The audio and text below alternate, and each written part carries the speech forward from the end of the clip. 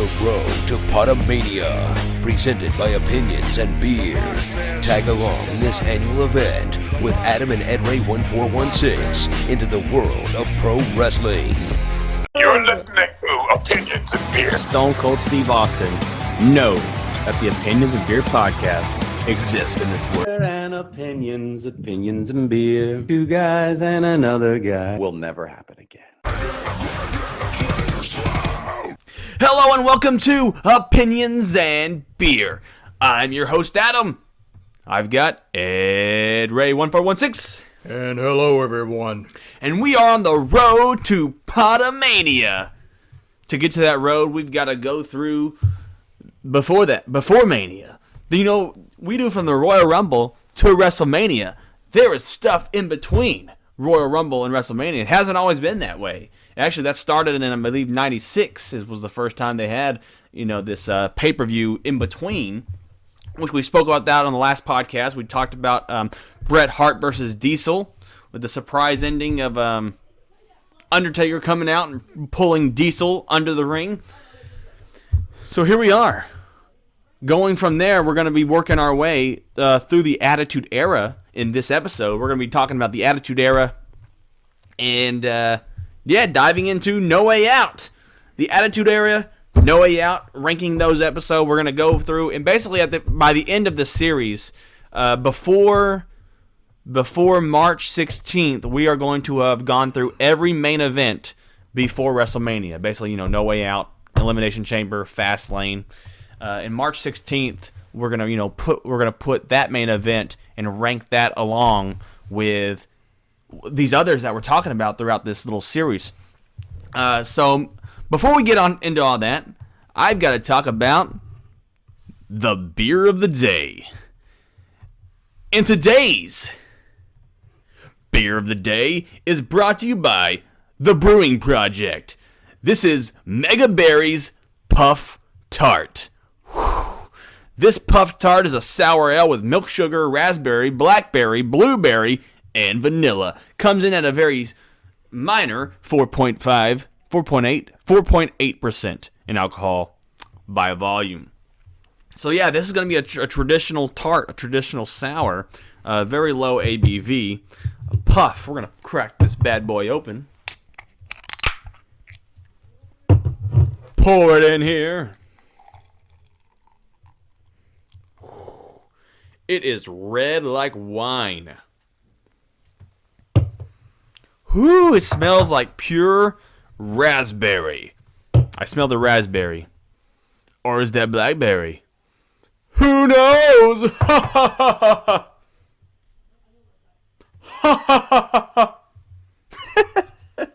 Let's try this beer.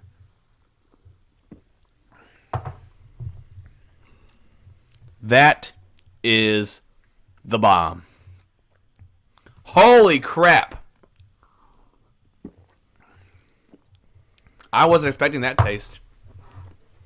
I was expecting more of a super soury.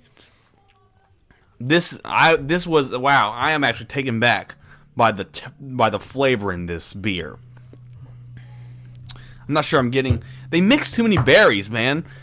That's the one thing I hate about these people, Ed Ray. They mix way too many berries. I don't know why. Do we have a strike? What is this warning sign?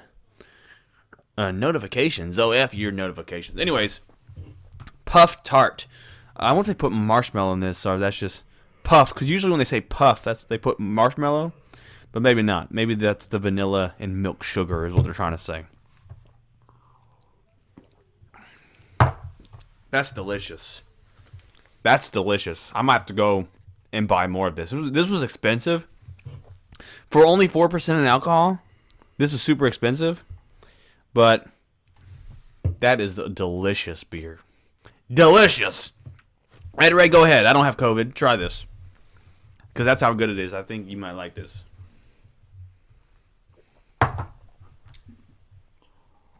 Tastes almost like soda to me. It tastes good, huh? That you could man, if this was a little higher in ABV, this would get you lit. Okay, anyways, moving on to the road to PodaMania. Ed Ray, how we're going to do this is I'm going to go along this list, and we're going to rank them. I'm going to let you, I've already kind of ranked them, so I'm going to let you rank them, and I'm going to judge your ranking. Or you judge mine, whatever comes first. So we're only doing a few. We're only doing from 97 to 2003. Okay? 1997 was the Final Four. This was a four-way Bret Hart versus Undertaker versus Stone Cold versus Vader. You could win by either tossing your opponent over the top rope or by pinfall.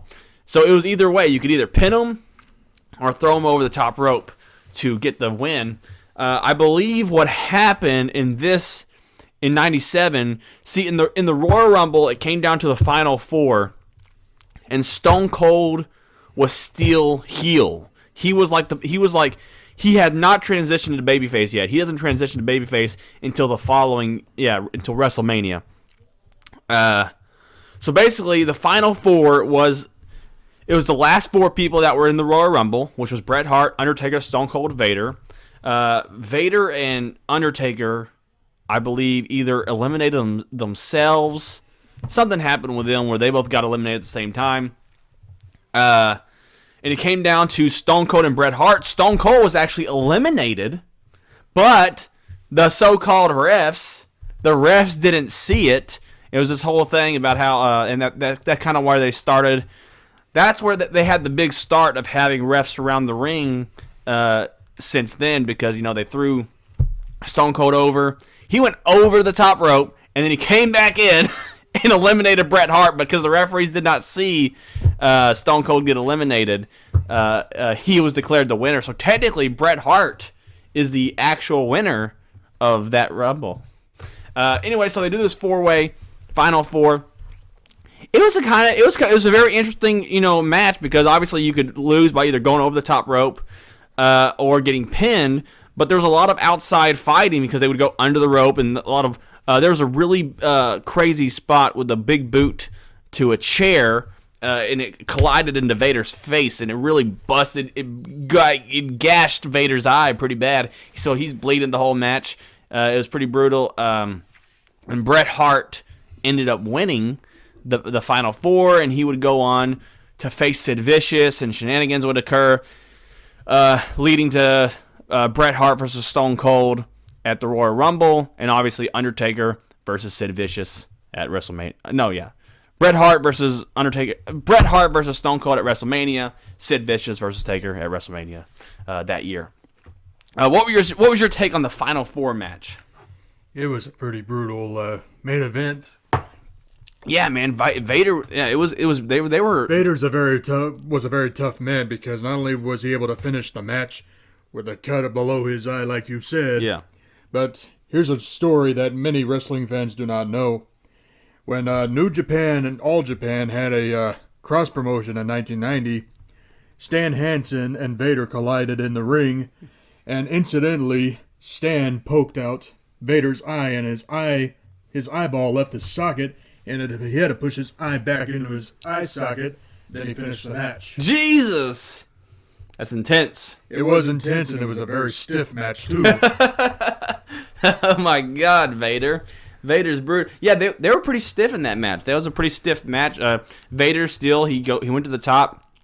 I think they did this spot where, Vader goes for the Vader moonsault or whatever, and Undertaker sits up, and Vader obviously misses. He hits the mat.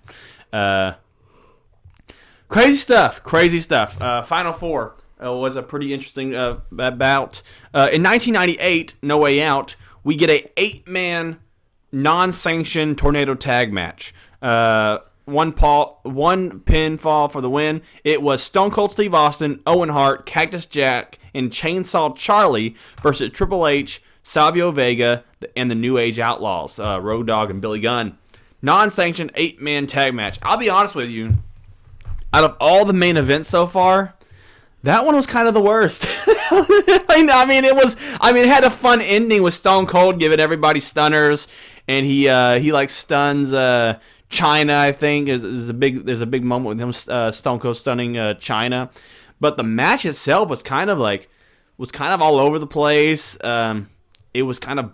I mean, it kind of made it boring, if it being so, to be honest, even though it was like crazy. It's supposed to be this crazy stuff, this crazy battle, but it ended up feeling a lot boring. What was your thoughts on 1998 No Way Out?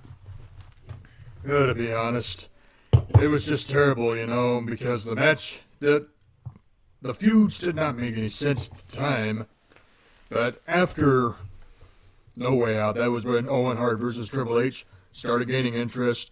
And then you had Cactus Jack and Chainsaw Charlie versus the New Age Outlaws. That was a feud that started all because the New Age Outlaws put Cactus Jack...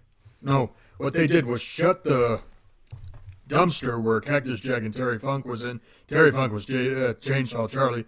Well, anyway, they shut the dumpster, and then they threw them off stage, and Funk and Cactus Jack were in the dumpster.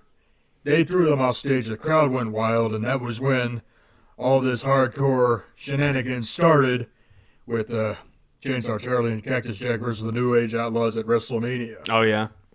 Now, as far as Stone Cold was concerned, I don't know why he was in the match, considering that his rivalry with Savio Vega for the past couple of years was not that great anyway. Yeah, who did he end up facing that year? 1998.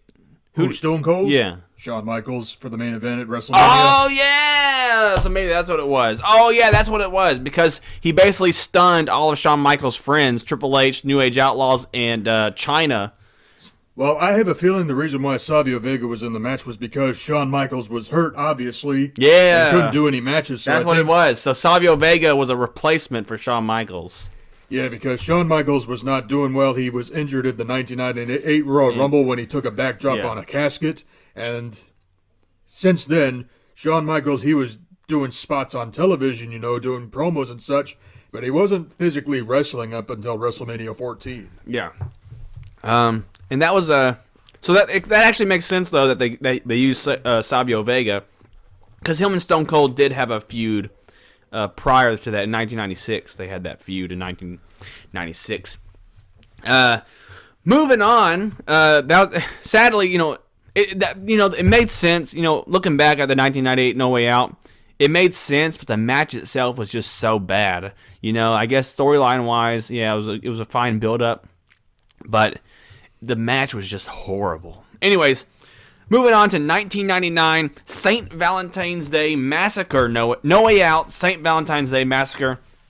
Stone Cold versus Mr. McMahon in a steel cage. And this match, man, I don't know what's up with No Way Out, but for some reason, somebody's got to come in and No Way Out at the very end. And this match, very similar to the 1996 main event, which was a steel cage. St. Valentine's Massacre, Stone Cold versus Mr. McMahon. It's pretty crazy, I think he bloodies Mr. McMahon in that match. They're kind of battling around the ring, and Stone Cold's just whooping on Mr. McMahon. And then, here we go. Here's the spot. Who rips out from under the ring? It's Paul White. Paul White's in the ring. So Big Show. This was Big Show's debut. In 1999, St. Valentine's Day Massacre, his debut in the WWF because he was in the WCW prior, and he basically throws Stone Cold into the cage door, and the cage the cage opens up, and Stone Cold falls out and wins the match. What was the stipulation if he lost? Was there a stipulation? Oh, if he lost, he did not go to WrestleMania. So he had to win to go on to face The Rock, right? That was the whole. Was that The Rock again? 1999? Or no? Yeah. Stone Cold versus The Rock at WrestleMania happened first time in 1999. Oh, it did. Okay, so that was. Oh, okay. So that was Rock versus Stone Cold #1. And then, what's your thoughts on that Stone Cold versus Mr. McMahon steel cage match? Well, many people do talk about the debut of the Big Show. The one takeaway of the match, the one part that stands out to me, was when Mr. McMahon bounced off the cage onto a table and crashed on the table. That was great. He tried to duplicate the Shawn Michaels and Mick Foley, yeah. Yeah, but it didn't work. But it was so intense that Mr. McMahon, I think, broke his tailbone shooting. No, yeah. You see how he landed? He landed on the edge of the table, so his back bent. It's kind of brutal watching backwards, It's pretty brutal. Brutal landing. The story was better told before the match officially began, but then when Stone Cold and Mr. McMahon finally squared off in the cage, Mr. McMahon took a beating like nothing before, and even so, he ended up provoking Stone Cold to come back in, and then finally that obvious spot where the Big Show debuted. Yeah. I love when Mr. McMahon, he's throwing up the middle fingers. He's just like, F you! he keeps doing it. Like Stone Cold's about to win the match, and then Mr. McMahon throws up the middle fingers, so Stone Cold climbs back in, and he does that about 4 times before the Big Show finally comes up and attacks. What did Big Show end up doing at that Mania? I think he wrestled Mick Foley. Oh, okay. And, I could talk about what happened. Basically, Big Show wrestled Mick Foley, but Mick Foley won by disqualification, even though Mick suffered a legit rib injury because when Mankind was doing the mandible claw to the Big Show landed on his back with Foley's weight and basically broke his ribs. Jeez. So the choke slam on the chairs is what got Mick Foley the win by disqualification. So Mick Foley ended up becoming the special guest referee like he should have toward the end of the main event at Wrestlemania 15. Oh, very interesting. Very interesting indeed. Moving on. Man, talk about... it kind of makes sense that they end up later down the line making the Elimination Chamber steel cage because, No Way Out. There's a lot of cage matches at the No Way Out pay-per-view. Cage and Hell in a Cell matches. No Way Out 2000, we have Cactus Jack versus Triple H. This was a pretty brutal match. You had a flaming barbed wire 2x4 that they used. It wasn't like they missed. Cactus Jack hit Triple H with a flaming barbed wire 2x4. And you could see when Triple H would hit Cactus Jack with the 2x4, the barbed wire would stick to Mick Foley's clothes and shit.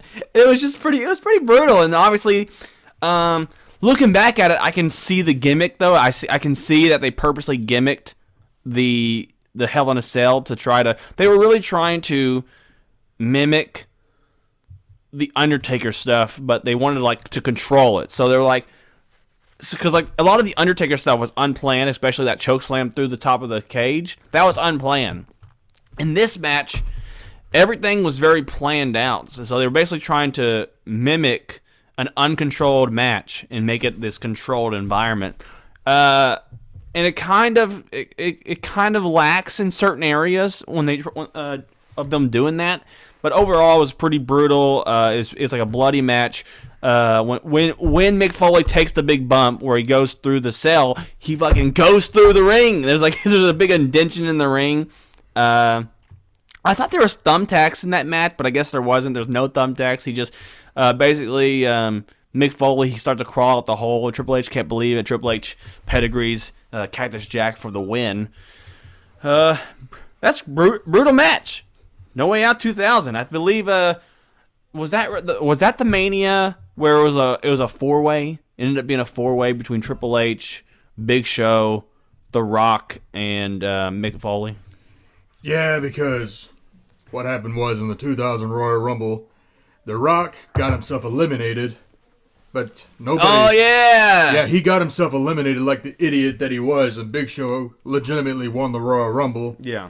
And of course, The Rock, he had to be part of part of WrestleMania because he was the official winner. And then Mick Foley, I think what happened was that, I think it was Linda McMahon that said that he was reinstated. Yeah. And that he had the right to challenge Triple H again for the title. And that was how that 4-way came about over at WrestleMania 2000. Yeah. And that was in 2001, No Way Out, we got The Rock versus Kurt Angle. I love this match, despite the botched ending. Oh, fucking Earl Hebner. Why'd you botch? Was it Earl Hebner that did it? Why'd you botch that ending? That was a perfect go-home ending, but The Rock, there was a pin count that was botched, and so The Rock had to pick Kurt Angle back up and hit him with another rock bottom, despite the previous rock bottom being a picture-perfect finish. What were your thoughts on this match? I have no clue. I'm just saying, referees tend to mess things up a whole lot, and when they do that, it just diminishes the match entirely. Yeah. And Kurt Angle even goes on and mentions that, that Earl Hebner he's a great referee, but he had a very bad night that night. They said that he got his ass chewed for that botched spot. Well, let it be. He deserved it. Moving on, we have two more No Way Outs to talk about before we give our little ranking of the Attitude Era No Way Outs. 2002, Chris Jericho versus Stone Cold Steve Austin. This may be the second worst main event. The ending, it was all built for that ending, for the NWO finish to come in, but the match itself was kind of boring. Stone Cold wasn't selling, and you can kind of tell that Stone Cold was burnt out by this point. He wasn't really working with Chris Jericho that well. Chris Jericho wasn't at the top of his game either in that match, I don't think. I can't explain that. I can't explain it. The match itself was just super, super boring to watch. And it's disappointing because these are two top caliber athletes, top caliber talent. Stone Cold Steve Austin and Chris Jericho. There were some little fun spots where Chris Jericho hits two lion salts or whatever. But other than that, I mean, even that was because Stone Cold was so far away. Even those lion salts, JR even made comments like, "Yeah, it wasn't that good of a lion salt, so that's why he hit it two. He hit it two just to make up for the fact that the one just looks bad, So, what were your thoughts on that match? Obviously, Stone Cold was going through a lot of problems at the time, and he was just being overworked, because the overseas stuff, television, pay-per-views, etc. And Chris Jericho, he was not ready to be a main eventer at the time. Yeah, he would go on to lose to Triple H at Mania. Yeah. Yeah, and Stone Cold, he would go on to face Scott Hall, and the Rock would face Hulk Hogan. That was actually good. I don't really remember that match though. I don't remember the Stone Cold versus Scott Hall match. Well, that's because it was poorly booked to begin with, and of course both Stone Cold and Scott Hall had their problems. Yeah. Final match to talk about before we put these in the ranking. 2003 No Way Out, Hulk Hogan versus The Rock, number 2. In this match, The Rock is a full-on heel off the heel. He is basically Hollywood. Basically, The Rock is our generation's Hollywood Hulk Hogan. Or he's basically The Rock. He just got done filming, I think, Scorpion King, or maybe it was The Mummy. So he comes in, he's like, "Oh, I have shades," and he has the jacket, and he's this movie star, and he's this big jerk or whatever. And Hulk Hogan comes back as as basically the original beach cool guy. And so Hulk Hogan is actually a good guy in this match. The Rock's a bad guy. It ends with The Rock beating Hulk Hogan thanks to interference from Vince McMahon. And who's the referee? Sylvain Grenier. Sylvain Grenier, yeah. So, and it was an okay match. It was a little lackluster. When The Rock kind of went heel, he kind of ditched a lot of his movesets. And so we didn't get much from The Rock. The Rock took a lot of, The Rock was on the defense as a heel.